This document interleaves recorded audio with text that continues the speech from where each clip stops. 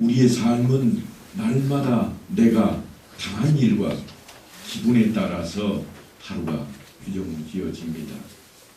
그러다 보면 우울한 날, 슬픈 날, 억울한 날, 지루한 날, 나의 이런 하루가 어두운 그림자가 되어서 주변 사람들에게조차도 나쁜 영향을 끼치는 그런 날들이 있곤 합니다. 그래서 시편 기자가 묻습니다. 어찌하여 이방 나라들이 분노하며 민족들이 헛된 일을 꾸미는가? 우리는 이 질문에 답을 해야 됩니다. 내가 무엇을 슬퍼하고 무엇 때문에 낙담하며 무엇을 도모하고 있는지 나의 삶을 들여다봐야 합니다. 그저 돈 몇 푼 때문에 안절부절하고 있지는 않은지 거울 앞에 서서 나의 속내와 정직하게 좀 마주쳐야 됩니다. 그리고 나를 향해서 질문을 하나 던질 수 있어야 됩니다. 어떻게 하면 바르게 살 수 있을까? 그 질문에 시편 기자가 이렇게 대답합니다. 여호와를 경외함으로 섬기고 떨며 즐거워할지어다. 요즘 주일학생들이 함께 모여서 성경을 공부하고 있는데요. 한 친구가 갑자기 질문을 합니다. 경외가 뭐예요? 경외는 분명히 사람 이름은 아닙니다. 여호와를 경외한다고 하는 것은 하나님을 두렵고 떨리는 마음으로 공경하고 사랑하는 것을 말합니다. 그러니까 그런 마음으로 우리 자신의 삶을 들여다보라는 겁니다. 나의 이 모습을 하나님께서 과연 기뻐하실까? 하나님께서 생각하시고 계시는 그대로 우리가 살 수만 있다면 틀림없이 하나님께서는 기뻐하실 것입니다. 그래서 나온 이야기입니다. 사도 바울은 그 고백을 이렇게 합니다. 너희 안에 이 마음을 품으라. 곧 그리스도 예수의 마음이니 하나님께서 바라시는 뜻대로 행하고 우리의 삶을 맡기고 나가면 분명히 우리의 삶은 하나님 마음에 합한 자리로 나아가는 길에 서게 될 것입니다. 주님께서도 너희가 내 안에 거하고 내 말이 너희 안에 거하면 무엇이든지 원하는 대로 구하라. 그리하면 이루리라 그랬습니다. 이 말씀을 너무 가볍게 생각하면 안 됩니다. 너희가 내 안에 거하고 이 말은 우리가 예수 믿는 것을 의미합니다. 그런데 그 뒤에가 더 중요한 말이 뒤따르고 있습니다. 내 말이 너희 안에 거하면 우리가 인사할 때 말씀대로 살겠습니다 했지만 그것이 진짜로 내 안에 거하게 되면 그때에 이루어지는 약속이 뭔가 하면 무엇이든지 원하는 대로 구하라. 그리하면 이루리라. 다시 말씀드리면 하나님의 뜻을 알고 하나님 뜻대로 우리 마음속에 있는 것을 드러내면 그대로 이루게 될 것이라고 하는 말씀입니다. 예수를 믿고 말씀대로 살면 그렇게 약속하고 계십니다. 그래서 시편 기자도 세상을 살아갈 때에 여호와께 피하는 모든 사람은 다 복이 있도다 그랬습니다. 여기서 피하다라고 번역된 이 히브리어는 도피하다, 의뢰하다, 맡기다라는 그러한 뜻도 가지고 있습니다. 그러니까 여호와께로 피하여 의탁한다고 하는 겁니다. 그런 사람에게 복이 있습니다. 어느 날 한밤중에 한적한 길을 따라서 한 사람이 조용히 예수님을 찾아옵니다. 그리고 예수님께 문안 인사를 드립니다. 라비여, 우리가 당신은 하나님께로부터 오신 선생인 줄 아나이다. 성경은 그의 이름이 니고데모이고 바리새인이며 유대인들의 지도자 가운데 한 사람이라고 소개하고 있습니다. 그는 부유한 사람이었고 귀족 출신으로 산에 들인 공회원 중에 한 사람이었습니다. 그런 그가 예수님을 찾아왔습니다. 그는 목수 출신인 예수님을 향해서 랍비라고 공손하게 다가서고 있습니다. 그리고 예수님을 향해서 하나님께서 함께하는 자라고, 다시 말해서 하나님과 동행하는 분이라고 말합니다. 하나님이 함께하시지 아니하시면 당신이 행하시는 이 표적을 아무도 할 수 없음이니이다. 예수님께서 하시는 일을 하나님의 일이라고 고백하고 있습니다. 그러니까 니고데모가 하는 말이 예수님을 통해서 하나님 나라를 보았다는 겁니다. 그래서 주님께서 그에게 하나님 나라에 대한 말씀을 전하십니다. 네가 하나님 나라를 보느냐?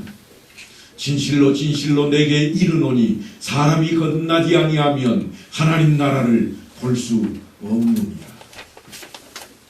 거듭난다고 하는 말을 우리는 아주 쉽게 사용하고 있습니다만 당대에는 이 말이 쉽지 않은 말이었습니다.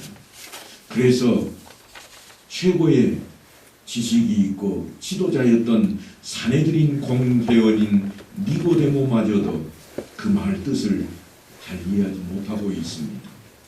그래서 지체 없이 질문을 합니다. 사람이 늙으면 어떻게 날 수 있사옵나이까? 두 번째 모태에 들어갔다가 날 수 있사옵나이까? 우리 얼핏 들으면 꼭 초등학생 질문 같지만 사실 당대에는 이렇게 예수님에 대한 것이 어려운 것이었습니다. 그 정도 되면 주님께서 직접 나서시지 않을 수가 없게 된 겁니다. 그래서 진실로 진실로 내게 이르노니 사람이 물과 성령으로 나지 아니하면 하나님 나라에 들어갈 수 없느니라. 조금 전까지만 해도 거듭난다 말씀하셨던 예수님께서 이번에는 좀 쉽게 풀었습니다. 물과 성령으로 그렇게 나는 것이 거듭나는 것이라. 이 말씀은 하나님 나라에 들어갈 수 있는 방법을 알려주고 있기 때문에 아주 중요합니다. 하지만 예나 지금이나 사람들을 오해하게 만들기에 딱 좋은 이야기입니다. 주님의 의도하심과는 상관없이 사람들이 자기 생각대로 이해해버리기 때문입니다. 물과 성령으로 거듭나야 하나님 나라에 들어갈 수 있다고 하는 이 말씀이 사람들의 발목을 붙잡습니다. 그래서 물로 거듭나는 것은 물로 세례를 베푸는 것이요, 우리 눈으로 분명하게 확인할 수 있습니다. 그리고 성령 받은 증거 가운데 가장 확실한 증거는 사도행전에도 나와 있듯이 방언하는 것이라 그렇게 여기는 겁니다. 이보다 확실하고 간단하게 구원 얻은 방법을 알기 쉬운 일이 없다, 그렇게 결론을 내립니다. 그래서 한동안 한 30년은 지났을까요? 더 지났습니다. 제가 제 나이도 이제 잃어버릴 것 같아요. 한 40-50년 전까지만 해도 우리나라에 유명한 산 이름이 하나 있습니다. 백두산보다도 더 유명합니다. 무슨 산이겠어요? 무슨 산이요? 하늘산입니다. 처음 들어보세요? 나이가 지긋하신 분들은 많이 들으셨을 거고 젊은이들은 하늘산이 뭔지도 모릅니다. 그게 산 맞아요? 왜냐하면 속아온 게 많거든요. 소금강 그러면은 산이에요, 강이에요? 우리를 많이 속았습니다. 강인 줄로. 그러다 보니까 하늘산 그러면 그게 산 맞아요? 그럴 수 있는데 거기에서 무슨 일이 벌어졌는가 하면 짐 싸들고 올라가가지고 랄랄랄라 룰루룰루 하기도 사바타 할렐루야. 아무도 아멘 안 하시네. 우리 교회가 그만큼 성장한 겁니다.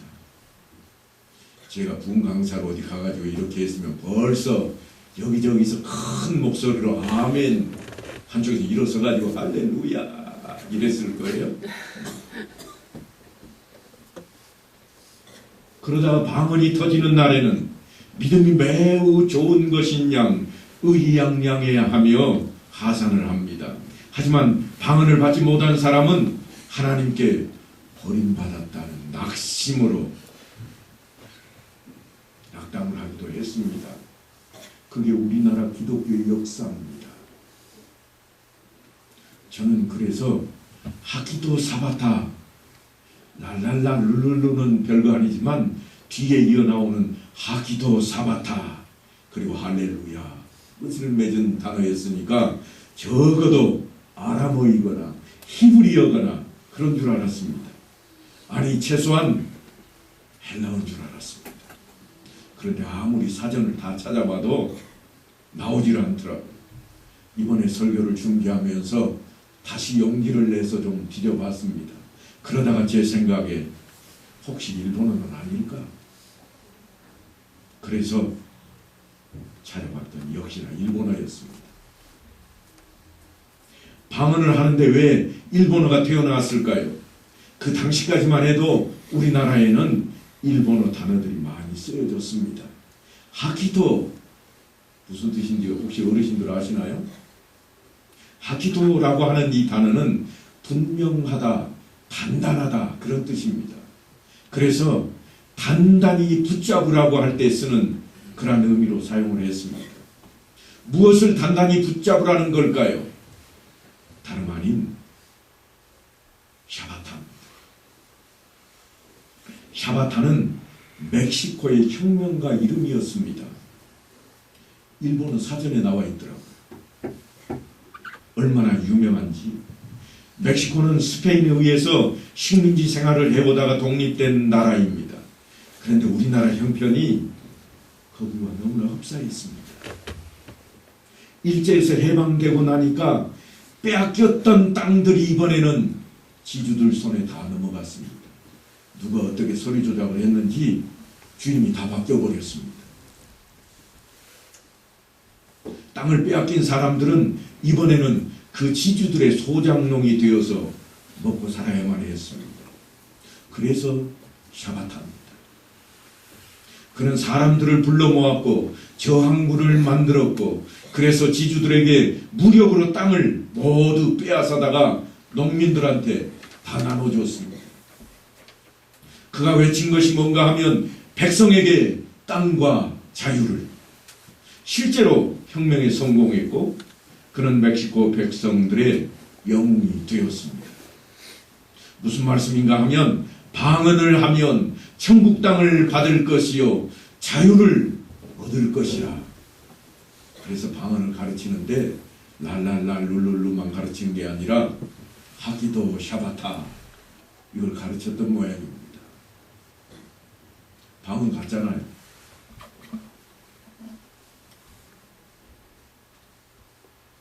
여러분 이와 같이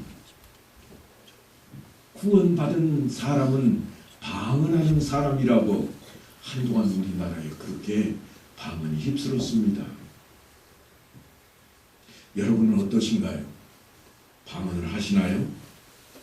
우리 교회의 형편이 사실 새벽기도에 나와도 방언하는 사람이 1분도 안 돼서 잠잠해지는 그런 분위기입니다. 왜냐하면 아무도 안 하거든. 조용하게 경음악만 흐르고 있고 모두가 묵상 기도만 하고 있어서 분위기 따라서 우리 교회는 방언을 하지 않는 교회가 되어 있습니다만 때로는 방언을 하시는 분들이 계십니다. 제가 방언이 잘못되었다 그런 말씀을 드리는 게 아닙니다. 훈련받은 방언, 만들어낸 방언이 잘못되었다고 말씀을 드리는 겁니다. 신중한 언어로 방언은 오늘날도 있을 겁니다. 선교사들에 의해서 종종 그런 이야기가 들려옵니다. 산지에 들어갔는데 갑자기 창을 든 친구들이 쫓아와서 잡았는데 자기가 두렵고 떨리는 말에 무슨 말을 했는지는 모르지만 표정을 보니까 그러냐고 풀어주더라고요. 뭔가 그 사람들 말을 외쳤으니까 그렇게 이해됐으니까 그러지 않았겠습니까? 그러나 여러분은 방언을 하십니까? 저는 아직도 못합니다.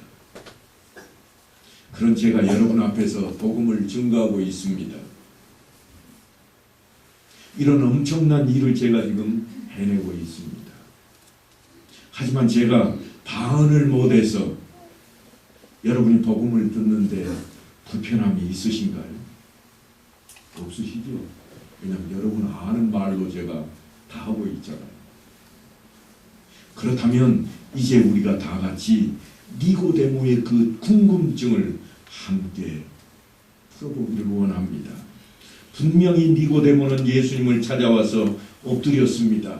랍비여, 우리가 당신은 하나님께로부터 오신 선생인 줄 아나이다. 그렇게 주님과 만남이 시작되었습니다. 그리고 하나님이 함께 하시지 아니하시면 당신이 행하시는 이 표적을 아무도 할 수 없음이니이다. 니고데모가 예수님이 하시는 일이 하나님의 일이라고, 그러니까 예수님을 통해서 하나님 나라를 보았다고 고백하고 있습니다. 마치 우리도 내가 예수를 믿는다고, 내 믿음이, 내 신앙이 예수 그리스도의 말씀으로부터 왔다고 외치는 것과 같습니다. 그래서 주님께서 그에게 네가 하나님 나라를 보느냐? 진실로 진실로 내게 이르노니 사람이 거듭나지 아니하면 하나님 나라를 볼 수 없느니라. 하나님 나라가 있고 보이지 않으십니까? 그렇다면 나는 아직 거듭난 게 아닙니다. 그래서 니고데모가 끈질기게 주님을 붙잡고 있습니다. 어떻게 해야 거듭날 수 있나니까? 그래서 주님께서 그 답을 주고 계신 겁니다. 사람이 물과 성령으로 나지 아니하면 하나님 나라에 들어갈 수 없느니라. 그렇다면 거듭난다고 하는 이 말씀은 우리에게 무엇을 요구하는 말씀일까요? 사도 바울은 이렇게 설명합니다. 너희 자신을 죄에 대하여는 죽은 자요 그리스도 예수 안에서 하나님께 대하여는 살아있는 자로 여길지어다. 동일한 사람인데 죄에 대하여는 죽었고 하나님께 대하여는 살았다고 말씀하고 있습니다. 언제 그렇게 되는가 하면 비록 죄인일지라도 하나님께로부터 죄 용서함을 받으면 그 순간 그렇게 되는 겁니다. 어떻게 하면 죄를 용서받을 수 있을까요? 누가는 이렇게 설명합니다. 누가복음 5장에 보면 예수께서 그들의 믿음을 보시고 이르시되 이 사람아 내 죄 사함을 받았느니라. 뭘 보고요? 믿음을 보고. 무슨 믿음입니까? 예수님의 말씀을 믿는 그 믿음을 보고 네가 죄 사함을 받았다, 네가 거듭났다고 그렇게 말씀을 하고 있습니다. 분명히 믿음이 죄 사함의 근거가 되는 것을 주님께서 말씀하셨습니다. 그리고 그 믿음에 대해서 사도 바울은 아주 명쾌하게 이야기합니다. 믿음은 들음에서 나며 들음은 그리스도의 말씀으로 말미암았느니라. 믿음이 있어야 할 것인데 어떤 믿음인가? 그리스도의 말씀을 들어서 하는 것이라. 왜냐하면 이미 예수님께서는 우리를 죄 가운데서 구원하실 분으로 이 땅에 오셨기 때문입니다. 천사들에 의해서 이미 예고되었습니다. 예수, 아들을 낳으리니 이름을 예수라 하라. 이는 그가 자기 백성을 그들의 죄에서 구원할 자이심이라. 성탄절이 다가오고 있잖아요. 이 이야기는 성탄절만 되면 끊임없이 우리가 들어온 말씀입니다. 그런데 실제로 내 안에 얼마 동안이나 살아 숨쉴까요? 성탄절도 다 가기 전에 잊어버리는 거예요.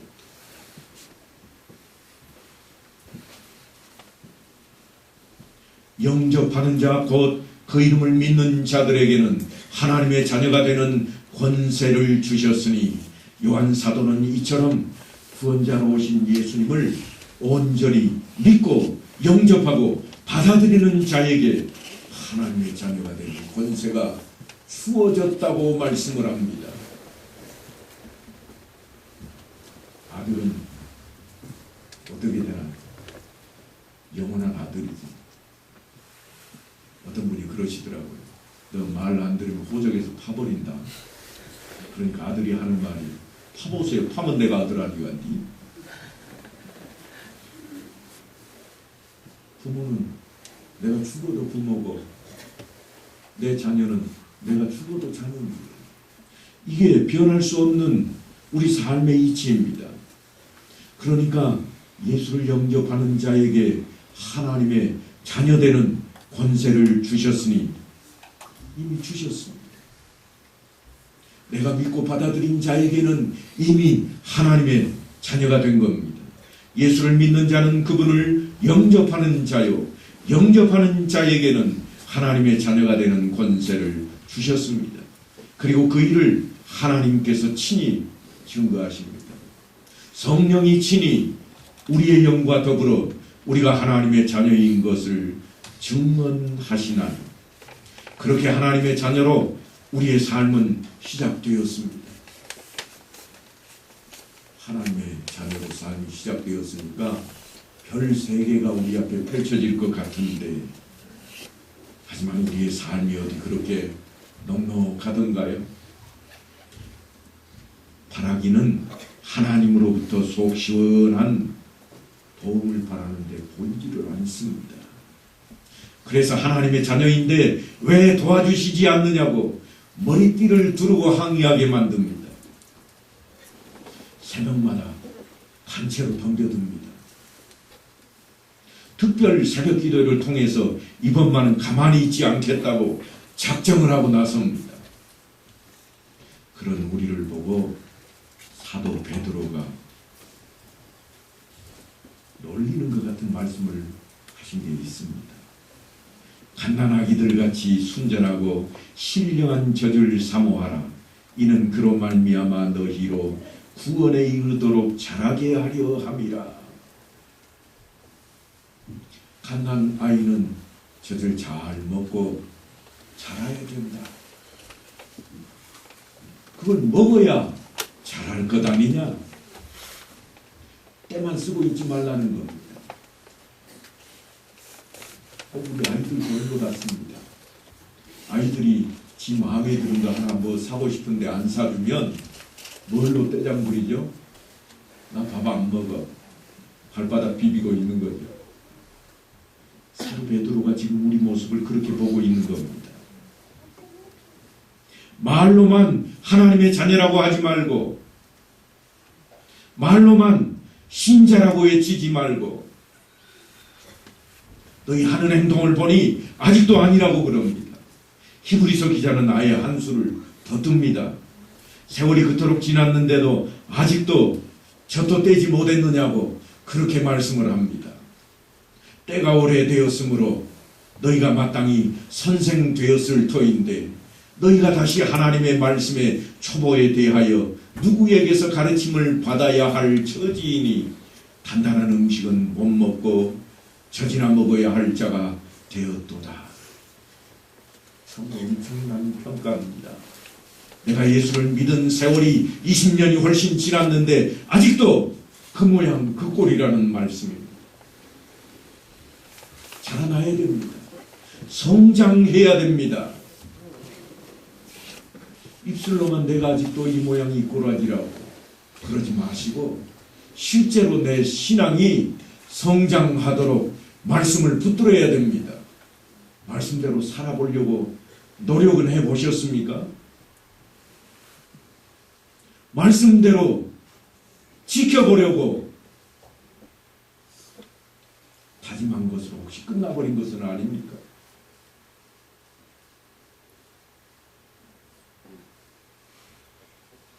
우리가 성장하지 않고는 결코 의의 말씀을 경험할 수가 없습니다. 하나님의 신비한 경륜과 섭리를 깨닫지도 못하고 하나님의 능하심을 체험할 수도 없습니다. 우리말에도 이런 말이 있잖아요. 알아야 면장도 한다고.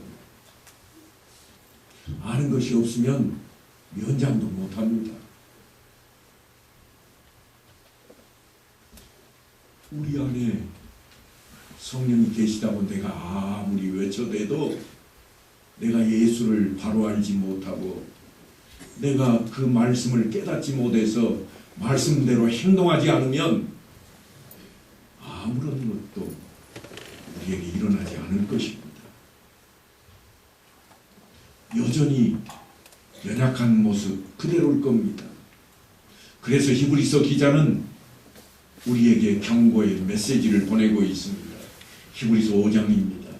이는 젖을 먹는 자마다 어린아이니 의의 말씀을 경험하지 못한 자요 단단한 음식은 장성한 자의 것이니 그들은 지각을 사용함으로 연단을 받아 선악을 분별하는 자들입니다.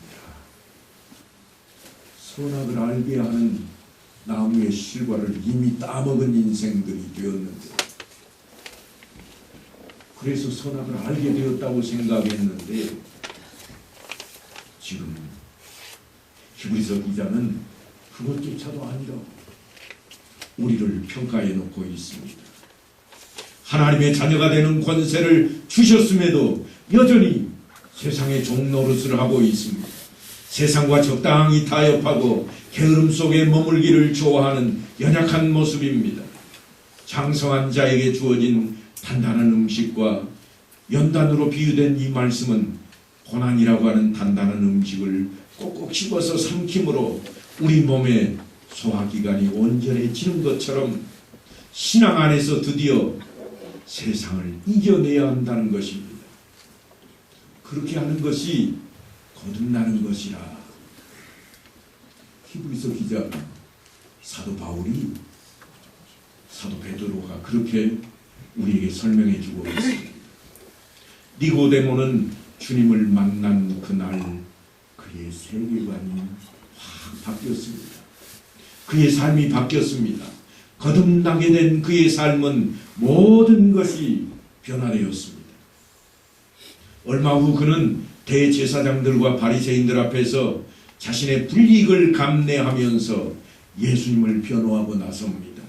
그 중에 한 사람 곧 전에 예수께 왔던 니고데모가 그들에게 말하되 우리 율법은 사람의 말을 듣고 그 행한 것을 알기 전에 심판하느냐.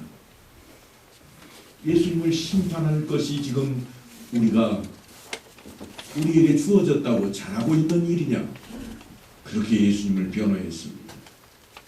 지극히 사사로운 이야기 속에 함께 하시는 하나님의 간섭입니다. 세례를 받으셨나요? 예, 우리는 죄 씻음의 징표로 세례를 받았습니다.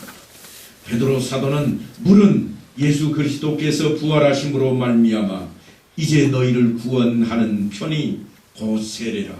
이는 육체의 더러운 것을 제하여 버림이 아니요 하나님을 향한 선한 양심의 간군이라 그랬습니다. 세례 받았다고 우리 육체의 더러운 것이 다 제거되는 줄 아느냐? 아니라. 그렇다면 무엇인가? 하나님을 향한 내 안에 있는 양심의 발동이라.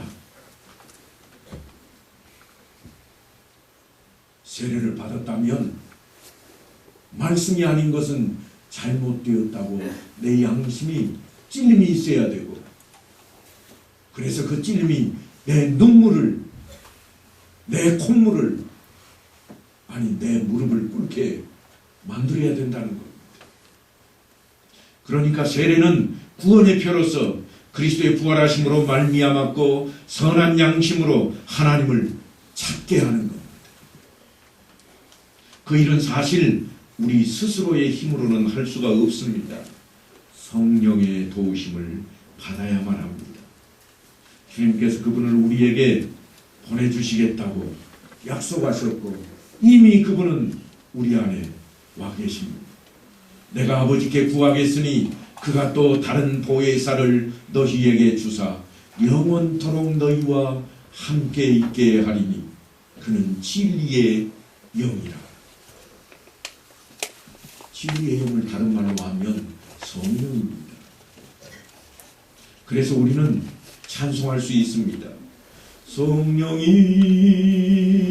계시네. 할렐루야 함께 하시네. 좁은 길을 걸으며 밤낮 기뻐하는 것 주의 영이 함께함이라. 오늘 우리가 불렀던 찬송, 여러분은 성령을 받으셨나요? 성령이 여러분과 함께 하시는 것이 느껴지신가요? 성령이 우리 안에서 활동한다면 분명히 우리를 통해서 성령의 열매가 드러날 것입니다. 열매는 그냥 열리는 것이 아닙니다. 싹이 나고 자라고 성장하고 꽃을 피우고 그래야 열매가 맺히는 겁니다. 우리의 신앙이 머물러 있어서는 안 됩니다. 그냥 종자로 남아있으면 영원히 종자일 뿐입니다. 그래서 성령의 한 알의 밀알이 땅에 떨어져 썩어야 많은 열매, 30배, 60배 열매를 맺게 될 것이라는 말씀이 등장하는 겁니다. 우리의 신앙이 그냥 그 자리에 머물러 있어서는 결코 안 됩니다.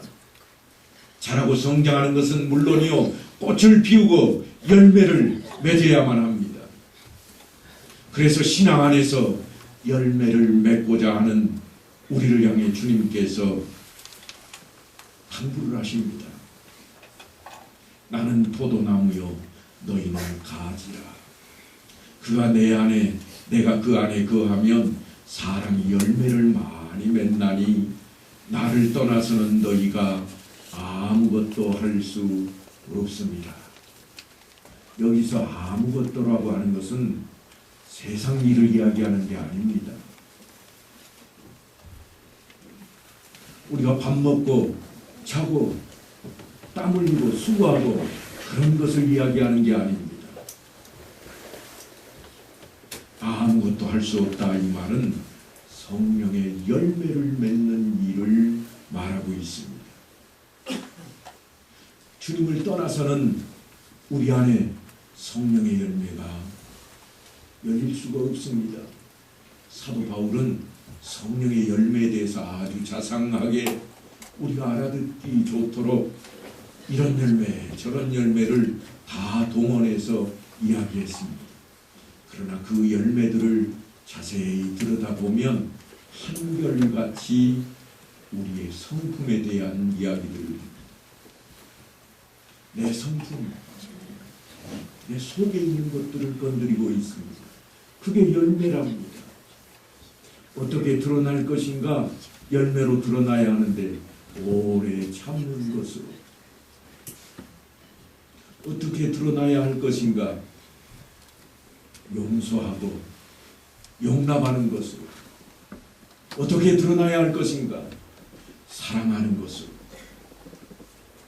주님께서는 아예 간단하게 두 가지로 줄여놓으셨습니다. 첫째는 하나님을 사랑하는 것이요, 둘째는 내 이웃을 사랑하는 것이요. 그게 열매랍니다. 그 열매는 나를 떠나서는 너희가 아무것도 할 수 없다고 하는 그 열매입니다. 예수 그리스도를 떠나서는 우리가 맺을 수 없는 열매들입니다. 이 비유의 말씀을 하시며 주님과 하나가 될 것을 요구하셨습니다.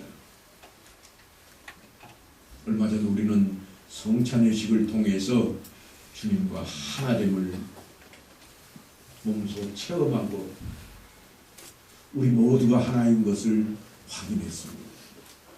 확인으로 끝나는 것이 아니라 이제 우리가 모두 주님과 하나 된 것을 통해서 이 한 주간도 사소한 일상 속에서조차 주님과 함께하는 말씀대로 살고자 열심을 다내는 그러한 성도들의 삶이 되시기를 간절히 축원합니다.